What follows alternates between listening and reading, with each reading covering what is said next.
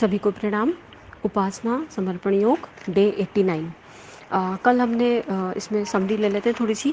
कल हमने पढ़ा कि निर्मल मन और शुद्ध आचरण, केवल ये दो चीज़ें चाहिए उपासना शुरू करने के लिए, और ये साहसियों का काम होता है। तो पीछे मत हटिए, है ना। अपनी बुराइयों को, अपनी कमियों को स्वीकार कीजिए, एक्सेप्ट कीजिए, गुरु चरणों में, अपने इष्ट के चरणों में रख दीजिए और निरंतर प्रयास करते रहिए। गुरुदेव ने 4 चीज़ें बताई ना: आत्मनिरीक्षण, आत्मशोधन, आत्मनिर्माण, और उसके बाद आत्मा का वो विश्वास जागृत हो जाता है, क्योंकि आपकी आत्मा परमात्मा में लय हो जाती है। तो आत्मविश्वास असल में वही है, आत्मा का परमात्मा में लय होना। जब हम बोलते हैं ना, इसीलिए हम बोलते हैं अहंकार और स्वाभिमान के बीच में बहुत थिन लाइन डिफरेंस है। आत्मविश्वास वो है जहाँ मुझे पता है, जहाँ एक भक्त को, एक ज्ञानी को पता है कि मेरा परमात्मा हर पल हर क्षण मेरे साथ है, और कहीं कुछ गलत हुआ तो वो मुझे राह दिखाएगा, वो मुझे बताएगा। लेकिन क्या मैं सुनने के लिए तैयार हूँ? क्या मेरी आत्मा, क्या मेरे भीतर का प्रकाश जागृत हो गया कि मेरी गलतियाँ वो मुझे बताए और मैं एक्सेप्ट कर लूँ? आधे टाइम तो हम एक्सेप्टेंस में ही उलझ जाते हैं, हम एक्सेप्ट ही नहीं कर पाते, हम दूसरों पे दोषारोपण करने लगते हैं। तो गुरुदेव बोल रहे हैं कि इस तरह की चीज़ों में मत उलझिए, उपासना में लगे रहिए, हर क्षण अपने इष्ट का चिंतन करते रहिए और भविष्य की आकांक्षाओं से विचलित मत होइए। आगे हम पढ़ रहे हैं। कर्तव्य पथ पर चलने की शक्ति ईश्वर देता है। परमात्मपरायण का पथ ईश्वर प्रशस्त करता है। जिसका जैसा सुदृढ़ विश्वास, उसे उसी तरह के प्रमाण भी मिलने लगते हैं। सचमुच यह अटूट श्रद्धा साधन सामग्री के रूप में साकार बनकर सामने प्रस्तुत होती है। कितनी गहरी बात यहाँ गुरुदेव लिख रहे हैं कि जैसी श्रद्धा होगी ना, जैसे गुरुदेव के कितने प्रवचनों में कहा है गुरुदेव ने, जैसा तू वैसा तेरा भगवान, जैसा हम वैसे हमारे भगवान। तो ये जो अटूट श्रद्धा का पक्ष है, श्रद्धा क्या है? श्रद्धा है विश्वास। किसके प्रति विश्वास? श्रेष्ठ गुणों के प्रति विश्वास। तो जितनी आपकी श्रद्धा अटूट होगी ना, कुछ हो जाए, आपकी श्रद्धा जो है हिलनी नहीं चाहिए, आपकी श्रद्धा एकत्र रहनी चाहिए। कुछ भी हो जाए, परिस्थितियाँ कैसी भी हो, आपको पता होना चाहिए मेरा इष्ट, मेरा गुरु हर पल हर क्षण मेरे साथ है। आपको हमेशा ये एहसास होते रहना चाहिए, है ना। आगे इसमें गुरुदेव लिख रहे हैं कि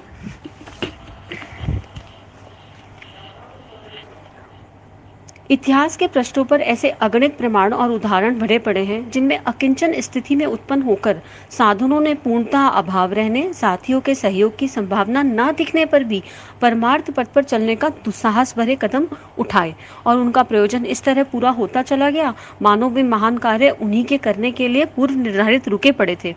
सत्यपात्र को सुदेश्य के लिए किए गए सत्य प्रतियों में ईश्वर सहायता मिलती ही है।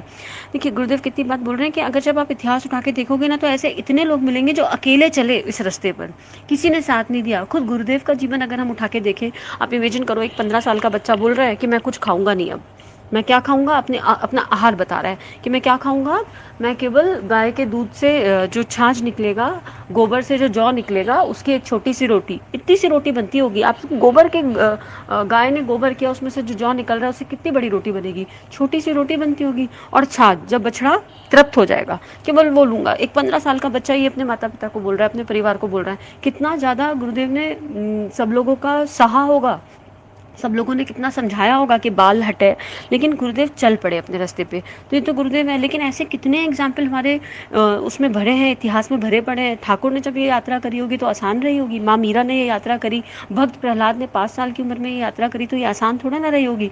लेकिन जब आपकी श्रद्धा अटूट हो और आप सत्यपात्र बन जाओ, आपका संकल्प दृढ़ हो जाए, वो संकल्प देने वाले भी वही हैं, है ना। बस आपको क्या करना है? आपको विश्वास करना है, आपको श्रद्धा करनी है, तो आपको सहायता मिलती चली जाती है। आपको पता भी नहीं चलता कहाँ से सहायता आ रही है, और चारों तरफ से अनुदान बरसते हैं। और ऐसा लगता है कि जो काम आपने किया, आपके माध्यम से आपको निमित्त बना के जो काम कराया, ऐसा लगता है कई बार कि आपके ना होने की वजह से शायद ये काम रुका पड़ा था, बस आपके संकल्प भर की देरी थी, इसलिए वो काम रुक गया था। ये लाइन लिखी ना गुरुदेव ने कि उन्हीं के करने के लिए पूर्व निर्धारित रुके पड़े थे, वो कार्य ही रुक गए थे, क्योंकि अभी आप जागे नहीं थे, हमारे भीतर का वो प्रकाश जागा नहीं था। आगे गुरुदेव लिख रहे हैं, जो चाहे अपने व्यक्तित्व को ईश्वर का प्रेम भाजन बनाकर इस प्रयोग को कर सकता है, उसे वह तथ्य निर्विवाद रूप से सत्य दृष्टिगोचर होगा। कितनी अच्छी बात गुरुदेव लिख रहे हैं कि एक्सपेरिमेंट कर लो, सुनी सुनाई पे मत जाओ, लेकिन एक्सपेरिमेंट करने के लिए तैयार हो जाओ, ईश्वर का प्रेम भाजन बन जाओ और इसका प्रयोग करके देख लो। आप करके देखो ना। बात यही हो रही है कब से कि A = B मान लो, अभी बस इसको सॉल्व करना है। तो हम एक्सपेरिमेंट करेंगे, हम भगवान के प्रेम का पात्र बनेंगे कि भगवान आके हमें प्रेम करे, है ना। कुछ भगवान को प्रेम करते हैं और ऐसे विरले होते होंगे जिन्हें भगवान आके प्रेम करें, आके गले लगाए, अरे मेरा बच्चा तू कहाँ है, मैं तो तुझे कब से ढूंढ रहा था, कितने विरले होंगे। तो अपनी श्रद्धा इतनी मजबूत कर लें कि हम जहाँ बैठे हमें वो किसी भी कोने से ढूंढ निकालें, है ना। उपासक की मनोभूमि में यदि उपयुक्त विशेषताएं हो तो भगवान की समीपता का आनंद उपलब्ध होने में कुछ कठिनाई नहीं रहेगी। तब केवल प्रेम भावना का समावेश रह जाएगा। यह तत्व जितना जितना जप ध्यान के साथ साथ घुलता जाएगा, उसी क्रम में उपासना में आनंद की अभिवृद्धि होती चली जाएगी। प्रेमी की समीपता सदा सुखद होती है। भगवान को यदि अपना प्रेम पात्र बना लिया, उसे माता, गुरु या सखा के रूप में वर्ण कर लिया, तो निसंदेह उसके साथ रहने की भावना अति सुखद होगी और उस अवसर पर मन खूब लगेगा। प्रेम आधार है, गुरुदेव बता रहे हैं इस भाव का। कौन सा प्रेम, कैसा प्रेम? ये प्रेम नहीं जो हम रिश्तों में ढूंढते फिर रहे हैं, क्योंकि उस प्रेम का तो आधार ही उसका, वो तो खोखला प्रेम है, उसमें तो एक्सपेक्टेशंस है। आज आप बोल रहे हो मैं अपने बच्चे से बहुत प्यार करता हूँ, सब कुछ करता हूँ, और वही बच्चा बड़े होकर आपकी बात ना माने, तो वो प्रेम छूमंतर हो जाएगा। क्योंकि पैदा होते ही कहीं ना कहीं सूक्ष्म में एक्सपेक्टेशन हो जाती है कि हमारे बुढ़ापे का सहारा कहीं ना कहीं हम चाहें। आप सोच के देखो एक पल के लिए कि आप कब आपने एक बच्चे को जन्म दिया, उसे पालन पोषण कर रहे हो, और वो बच्चा बड़ा होकर बोले अब मैं जा रहा हूँ सब कुछ छोड़ के संन्यास के लिए, आपका मन मान जाएगा इस बात के लिए? नहीं। क्यों? क्योंकि एक्सपेक्टेशन है। अरे वो तो आध्यात्मिक यात्रा के लिए निकल रहा है ना, तो एग्री करो, मान जाओ। नहीं मानेंगे। आज पति से प्रेम कर रहे हैं, सारे रिश्तों में प्रेम मिल रहा है, दिख रहा है, लेकिन वो प्रेम सच्चा नहीं है, क्योंकि उसके आधार में एक्सपेक्टेशन है। प्रेम केवल देने का नाम है। प्रेम का केवल वही आधार है जो प्रेम प्रकृति कर रही है ना, वो प्रेम। प्रेम मतलब देना। तो गुरुदेव बोल रहे हैं प्रेम भावना का समावेश हो जाए ना जब, तो फिर जप के समय, ध्यान के समय इतना आनंद होगा, इतना आनंद होगा, उस आनंद में हर क्षण आपको इंक्रीमेंट मिलेगा। ऐसा लगेगा कि बस अलग है ही नहीं। जैसे राधा कृष्ण, माँ बाबा अलग कहाँ थे, वो एक ही चेतना के दो स्वरूप थे ना। तो ऐसे ही आपको लगेगा कि आप अपने इष्ट से अलग हो ही नहीं, एक पल भी उनसे अलग नहीं हुए। तो विरह विरह भी होगा, कभी कभी मिलन का भी आनंद लगेगा, कभी लगेगा अरे अभी तो मेरे साथ थे, अभी कहाँ गए, कभी ढूंढोगे। लेकिन उस हर क्षण में, हर क्षण जो लीला का चलेगा ना, उसमें केवल आनंद होगा। बस आप एक बार वर्ण कर लो, आप एक बार मान लो कि आपके इष्ट आपकी माता हैं, आपके गुरु हैं, आपके सखा हैं, कुछ हैं। एक बार मान के उपासना करना शुरू करो। लेकिन उपासना की जो शर्तें हैं, जो सीमाएं हैं, वो गुरुदेव ने पहले ही बिल्कुल क्लियर कर दी कि उपयुक्त विशेषता हो, मतलब परमार्थ का भाव होना चाहिए। ये नहीं कि आज मुझे गाड़ी दिला दो, कल मुझे घर दिला दो, आज हमारा ये काम अटक गया, आज वो अटक गया, इस भाव से नहीं। प्रेम मतलब देना। हे प्रभु मुझे इंस्ट्रूमेंट बना लो। अल्टीमेटली तो ये भाव भी डिसॉल्व होना चाहिए, क्योंकि इसमें भी मैं बाकी है। मुझे कुछ बना लो मतलब मैं बाकी हो गया ना, आप बाकी हो ना। अरे आपको जैसे मर्जी रखना है रख लो, गंदा रखो तो गंदा, अच्छा रखो तो रख, अच्छा जो आपके दिल में आए वो कर लो। लेकिन मैं आपकी प्रेमी, आप मेरे प्रेमी, मैं आपकी बेटी, आप मेरे पिता, मैं आपका बेटा, आप मेरी माता। जो भी भाव मन में आ रहा है वो कहो तो, अपनी बुराइयां उनके सामने रखो तो सही। आगे गुरुदेव लिख रहे हैं, मन का ये स्वभाव है कि वह प्रेम पात्र के पास प्रिय वस्तु के साथ प्रिय कल्पना के सानिध्य में रहना पसंद करता है। अब देखो, मन तो हमेशा अच्छी चीज चाहता है, यही कह रहे हैं कि मन का स्वभाव है ये स्वभाव मतलब कई जन्मों से जाना नहीं, बेसिक रूट है मन का। अभी जो चीज़ आपको अच्छी लगती है उसके साथ ही रहना पसंद करोगे ना। कोई चीज़ अच्छी नहीं लगती है उसके साथ आपको कोई रहने बोले, मतलब चलो भौतिक जगत को छोड़ दो, कलर की ले लो, एक छोटा सा एग्जांपल ले लेते हैं कलर का। जो कलर आपको पसंद है ना, जब आप मार्केट में कोई चॉइस करने जाओगे ना, तो आपका ध्यान उसी कलर की तरफ ऑटोमेटिकली अट्रैक्ट हो जाएगा, क्योंकि मन को फीडेड है कि आपको यही पर्टिकुलर कलर पसंद है ना। तो मन का स्वभाव ही ऐसा है। तो जब भगवान से वो प्रेम हो जाएगा, या आपके अंदर वो गुण डेवलप हो जाएंगे कि भगवान भाग के आपके पास है और आपको प्रेम करे, तो फिर आनंद ही अलग होगा। दौड़ दौड़ कर वही जाता है। यदि हम ईश्वर को अपना प्रिय पात्र बना लें तो मन फिर कहीं भागेगा दौड़ेगा नहीं, वरन जब भी ध्यान धारणा में संलग्न होंगे, मन वही रमण करता रहेगा और चाहेगा कि उसी सुखद संदर्भ में अधिक से अधिक समय बिताने का अवसर मिले। तब मन ना लगने का, जीव चटने का, चित्त ना लगने का प्रश्न उपस्थित ही नहीं होगा। मन को वश में करने, चित्त वृत्तियों को एकाग्र करने की गुत्थी तभी सुलझ सकती है जब हम ईश्वर को अपना प्रिय संबंधी बना लें और उसके साथ रहने में वैसा ही सुख अनुभव करें जैसा किसी परम प्रिय परिजन के साथ रहने पर अनुभव करते हैं। इसके अतिरिक्त मन को वश में करने तथा चित्त को एकाग्र करने का कोई और मार्ग है ही नहीं। ये प्रश्न तो वैसे भी बहुत आता है, जब हम प्रश्न उत्तर सेशन लेते हैं तो बार बार यही प्रश्न लौट फिर के आता है, मन नहीं लग रहा है, मन नहीं लग रहा है, मन नहीं लग रहा है, मन भाग रहा है। तो कई सारे हल गुरुदेव देते हैं और यहाँ तो गुरुदेव ने सारा सब कुछ सार बता दिया। गुरुदेव कह रहे हैं मन कहाँ नहीं लगता, मन केवल वहाँ नहीं लगता जो चीज़ आपकी पसंद की ना हो, है ना। नहीं तो बाकी सारी दुनिया भर की चीज़ों में तो कितना मन लग जाता है। टीवी के एक सीरियल में ही मन उलझ के बैठ जाता है, देख रहे हैं और यहाँ तक कि अगले दिन का एपिसोड का इंतजार कर रहे हैं, जबकि पता है वो सच नहीं है, वो काल्पनिक है। टीवी का एक भी सीरियल सच होता है? कुछ नहीं होता, काल्पनिक होता है। लेकिन उसमें चित्त इतना लग जाता है, उसको देख रहे हैं और अगले दिन का इंतजार कर रहे हैं। और तो और कुछ लोग तो बैठ के डिस्कशन भी कर रहे हैं, अरे उसमें पता है ये चल रहा था उस सीरियल में, उसमें वो भी चल रहा था, जो कि एग्जिस्ट ही नहीं कर रहा। आप सोचो, नॉन रियलिटी पे जो एग्जिस्टेंस ही नहीं है, जिसका जो केवल कल्पना है, और हमें पता है कि वो प्योर कल्पना है, किसी ने इमेजिन किया, किसी ने रख दिया, किसी ने बना दिया, और हम उस कल्पना को सच मान के उस पर अपना समय लगा रहे हैं। खाली आधा घंटा देख के खर्च कर दिया तो भी बात अलग है, वो भी नहीं कर रहे हैं, अगले दिन का सोच रहे हैं अच्छा अब इसमें क्या होगा। और उसके बाद लोगों से, फ्रेंड से भी डिस्कस कर रहे हैं, ग्रुप में भी, किट्टीज में भी डिस्कस हो रहा है कि देखो ये पता है, उसमें ये चल रहा है, उसमें वो चल रहा है, और सारे अपडेट रहते हैं। जब इल्यूजन को इतना सच मान के मन उसमें खो सकता है, तो जो सच है उसको सच मानने में कैसा कष्ट, उसको सच मानने में कैसा संशय, कैसा डाउट। लेकिन बात यह है कि प्रेम नहीं हो रहा, ये सच विजिबल नहीं है इन आंखों से, ये जो स्थूल दृष्टि की आंखें हैं इनसे ये सच विजिबल नहीं है, क्योंकि ये महसूस करने वाला सच है, ये आनंद देने वाला सच है, भीतर का आनंद। तो कितने एग्जाम्पल हम लोग बोलते हैं, ऐसे बोलते हैं कि मन नहीं लग रहा है ना, तो एक काम करो, आंख बंद करके ध्यान में बैठो, जो जो क्वेश्चन आ रहे हैं, मन जिन भी चीज़ों के भाग रहा है ना उनको लिख लो, लिख लो। अच्छा मन तू यहाँ भागा, लिख लो। अच्छा फिर से आंख बंद करी, फिर से एक प्रश्न आ गया, मन ने कहा अरे अरे खाना बनाना है, अच्छा लिख लो भाई। और मन को बोलो ये सारे काम जो जो तुम मुझे बता रहे हो ना मैं सब करूंगी।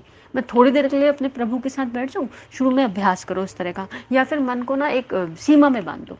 अच्छा इमेजिन करो कि आपकी कोई फेवरेट प्लेस है, कोई फेवरेट प्लेस, कोई भी फेवरेट प्लेस ले लो, जैसे मुझे शांति कुंज अच्छा लगता है फॉर एग्जांपल, तो मन को परिसर में बांध दो। शांति कुंज के एंट्री गेट से एग्जिट गेट के बीच में जाना, भाई मन इसके ऊपर नीचे कहीं नहीं जाना, तेरी ये सीमा रेखा है, ये तेरी परिधि है, इसके आगे पीछे मत भागना। और मन हमारी सुनता है, ये मित्र भी है, एक बार बना के देखो, इस बार उसको समझाओ तो सही, भाई ये सीमा रेखा है। तो जैसे ही आपका मन इधर उधर, इससे उधर या इधर कहीं जाएगा, आपने ही उसको समझाया ना कि सीमा रेखा है, तो आपको याद आ जाएगा अरे मुझे तो इसी परिसर में रहना है। तो आपका कोई फेवरेट मंदिर है, कोई बीच ढूंढ लो, पानी ढूंढ लो, प्रकृति ढूंढ लो, कोई बाग ढूंढ लो, जो भी आपको अच्छा लगता है, अपने घर का पूजा स्थल ढूंढ लो, कि भैया ब्रह्मांड ढूंढ लो, यूनिवर्स ढूंढ लो, आज हम स्टार्स के बीच में जाएंगे, आज हम सूर्य का चक्कर लगा के आएंगे, आज हम प्लैनेट्स में घूमेंगे। एक लाइन दे दो उसको। ये सब भी क्या है, धारणा है, लेकिन ये सब धारणा है, हम विजुलाइज कर रहे हैं मन को स्थिर करने के लिए। तभी तो गुरुदेव ने मूर्ति पूजा, हमारे शास्त्रों में मूर्ति पूजा क्यों है, मन को स्थिर करने के लिए। अब धीरे धीरे इस दायरा को छोटा करते जाओ, करते जाओ, अभी बड़ा लिया था फिर छोटा, अभ्यास के साथ छोटा छोटा।